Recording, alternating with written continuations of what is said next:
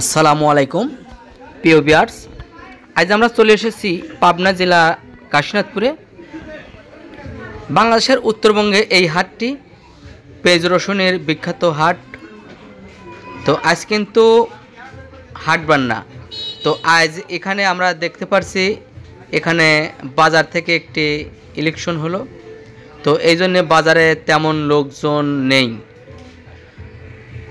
আর লোকজন বিশেষ করে এখন বিকাল গড়িয়ে সন্ধ্যা নেমে এসেছে, বুঝতেই পারছেন।